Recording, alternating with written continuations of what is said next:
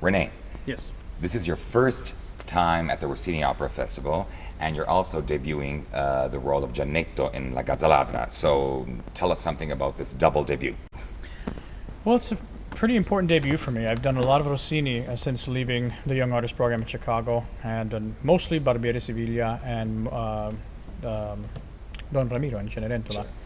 I've also done La Donna del Lago, but mostly it's been the other two roles. So it's nice to finally debut another Rossini role that I haven't had a whole lot of experience with singing different Rossini roles. So that's one thing, and also getting to sing in the home of Rossini, there's nothing quite like it. I mean, that's magical. You sing in a lot of major opera houses in the world, but what was the impact with the actual Rossini Opera Festival? What exactly do you mean, impact? Like work-wise, I mean, how? Oh, I see.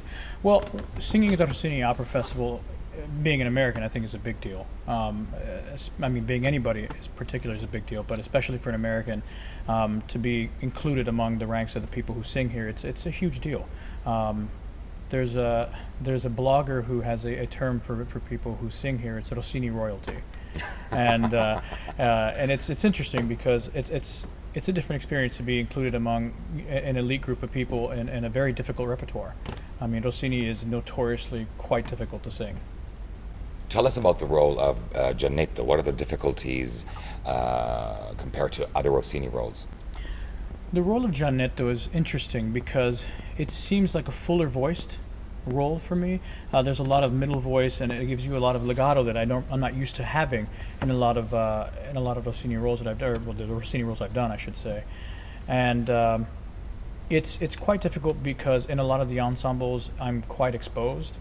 In the quintet, I'm the only person singing in the stratosphere. I'm singing nothing but repeatedly above the passaggio and up into the high notes constantly.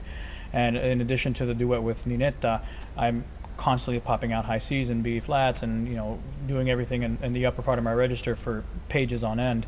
So that can be quite difficult to maneuver and not get tired from doing it. Tell us if there are any differences between European theaters and American theaters. Is there a different way of working? Are they organized differently? That's interesting. It really is sort of different based on which house is which. I worked in Naples, and that was my first experience working in Italy, and everything was very relaxed.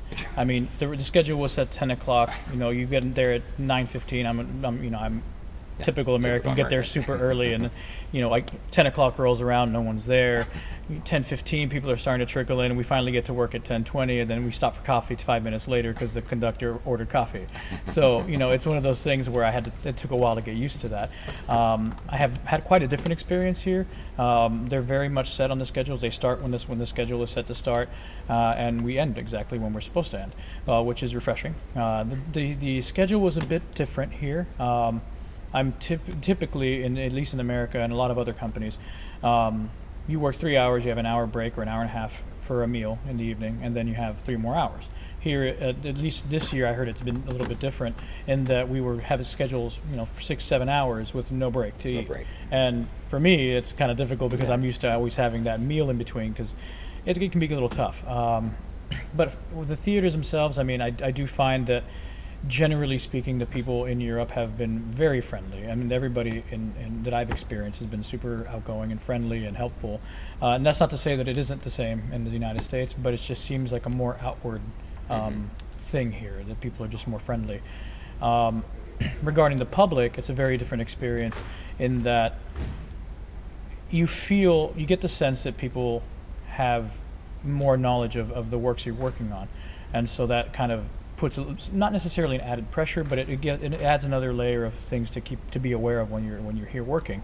And contrary to what I've always been told as an American, I was always told, Italy, you're going to get booed. They're raucous, they're out of their seats, and they're expressive.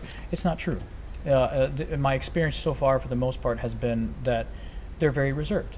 They applaud when they want to applaud, and the only time they go out of their way to express either displeasure or great pleasure is when they really feel like it's deserved in either direction. Mm-hmm. And so that's I like that a lot. It's a very different experience. And now a very typical question for an opera singer. Do you have a dream role? Is there any dream role? And we're not talking just about Rossini, obviously, but in your career?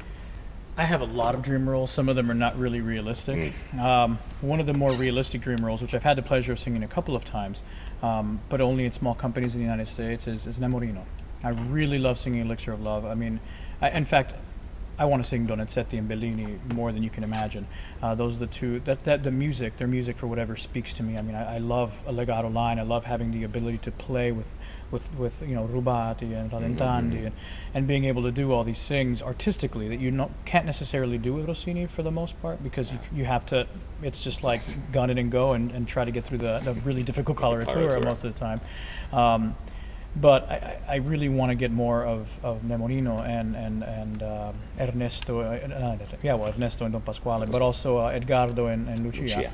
I've only performed one performance of Edgardo and Lucia at the Lyric Opera of Chicago. Giuseppe Fidenotti got sick, and I stepped in to perform the last performance.